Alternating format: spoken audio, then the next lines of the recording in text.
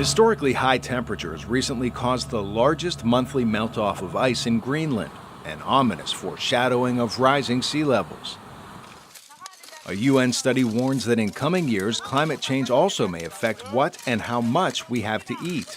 Despite increasing food production, an estimated 821 million people are undernourished. In general, climate change will cause declined yields, increased prices, reduced nutrition levels, and disruption in supply chains for food. Scientists at the United Nations Intergovernmental Panel on Climate Change say that man-made factors challenge the world's fragile ecosystems. Increasing impacts on land are projected in the future as a result of water scarcity, wildfire, and permafrost thawing. In a warmer climate, the capacity of the land to store the carbon may be reduced. The panelists are urging an international effort to combat climate change. Limiting global warming to 1.5 or even 2 degrees will involve removing carbon dioxide from the atmosphere, and land has a critical role to play in carbon dioxide removal. Scientists say reducing food waste and diversifying agriculture can help blunt the impact. 25 to 30% of food produced is lost or wasted, and reducing food loss and waste can reduce pressure on land, improve food security, and reduce greenhouse gas emissions. At the same time, a move to more balanced diets could help us adapt to and limit climate change. While not explicitly telling people what to eat, the panel says reducing red meat consumption in favor of plant-based foods could drop as much as 15% from current greenhouse gas emission levels by mid-century.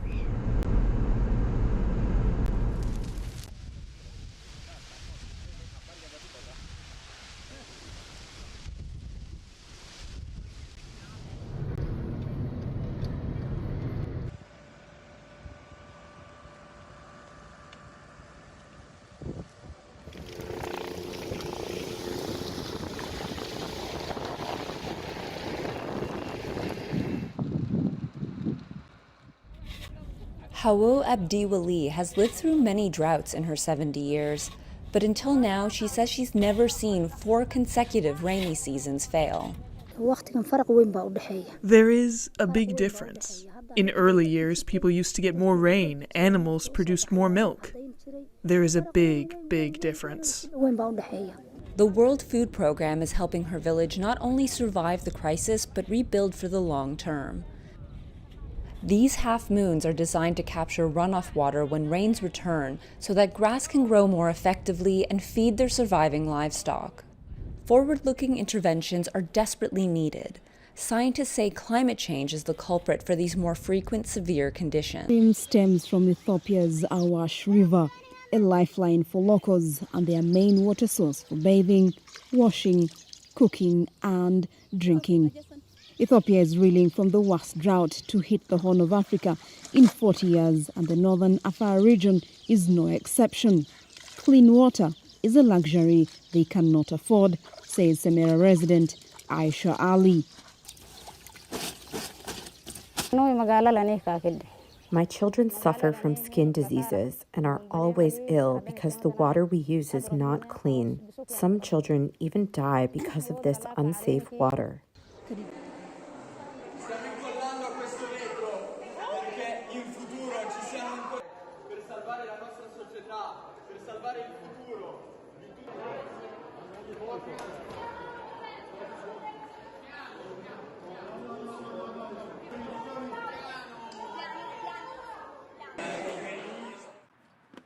Outreach workers gather twice a day to hand out water and cooling supplies to residents of the U.S. city of Phoenix, Arizona, where daytime temperatures reach 43 degrees Celsius or 110 degrees Fahrenheit.